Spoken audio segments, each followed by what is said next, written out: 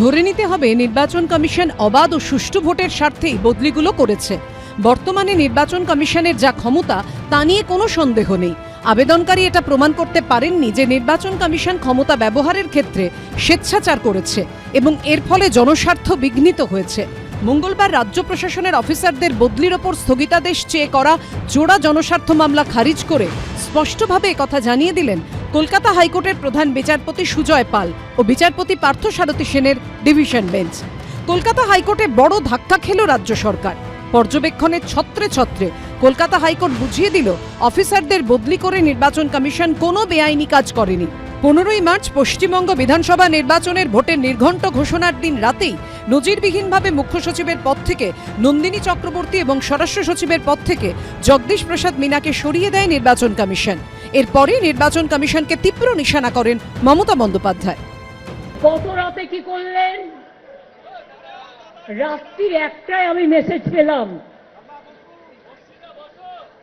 মধ্যরাতে কখনো শুনেছেন একটা স্বাভাবিক দল কাউকে কাজে লাগিয়ে ছুপা রুস্তমের মতো বিহাইন্ড দ্য সিন মধ্যরাতে গুপ্ত তাণ্ডব করছে? কিন্তু মঙ্গলবার অফিসার বদলি নিয়ে জোড়া জনস্বার্থ মামলা খারিজ করে হাইকোর্ট তার পর্যবেক্ষণে বলেন, এই মামলায় দেখা যাচ্ছে একজন অফিসারকে সরানো হচ্ছে, তার জায়গায় আরেকজনকে বসানো হচ্ছে, তাই প্রশাসনিক ক্ষেত্রে কোনো শূন্যতা তৈরি হচ্ছে না। নির্বাচন কমিশন বেশ কিছু সংখ্যক অফিসারকে বদলি করেছে বলেই এটা বলা যেতে পারে না যে তাদের এই সিদ্ধান্ত দুরভিসন্ধিমূলক, স্বেচ্ছাচার কিংবা খামখেয়ালিপনা। মামলাকারী এখানে রেসপন্ডেন্ট নাম্বার 9-এর ইমপিচমেন্টের প্রসঙ্গ উত্থাপন করেছিলেন, কিন্তু এই মামলার ক্ষেত্রে আমরা তা নিয়ে হস্তক্ষেপ করার কোনো কারণ আছে বলে এই মুহূর্তে মনে করছি না।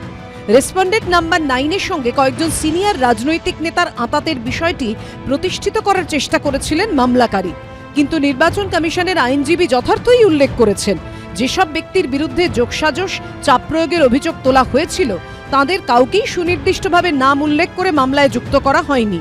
এই পরিস্থিতিতে জাতীয় নির্বাচন কমিশনের বিরুদ্ধে বিদ্বেষমূলক আচরণের কোনো অভিযোগই গ্রহণযোগ্য হতে পারে না। কেবল মৌখিক বা ভিত্তিহীন দাবির বাইরে কোনো প্রমাণ আদালতের সামনে পেশ করতে পারেননি মামলাকারী।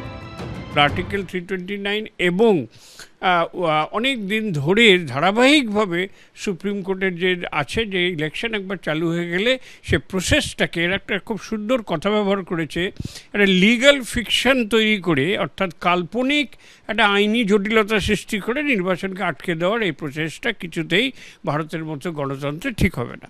সুতরাং এই পরিপ্রেক্ষিতে এটাকে যে হাইকোর্ট নাকচ করেছে এটা আমার মনে হয় একদম ঠিকই আছে, কারণ এটার মধ্যে একবার ঢুকতে গেলে আর কোথাও থেকে আসবে না। ঠিক এরকম অন্যান্য রাজ্যেও এই বদলিকে নিয়ে হাইকোর্টে মামলা হয়েছিল। কর্ণাটক হাইকোর্ট, অন্ধ্রপ্রদেশ হাইকোর্ট এবং এলাহাবাদ হাইকোর্টে এই মামলা হয়েছিল। সেখানেও জাজেরা যে অবজারভেশন দিয়েছে যে সুষ্ঠু এবং অবাধ নির্বাচন করতে গেলে নির্বাচন কমিশন যদি কাউকে ট্রান্সফার করে তার জন্যে কোনো রকম কারণ দর্শাতে হবে না।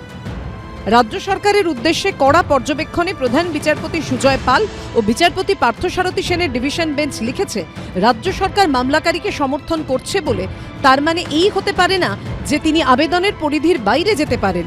রাজ্য সরকারের সমর্থনও আবেদনকারীর যুক্তিকে জোরালো করছে না। একইভাবে রাজ্য এক্ষেত্রে রেসপন্ডেন্ট, তারা কখনো মামলাকারীর জুতোয় পা গলাতে পারে না।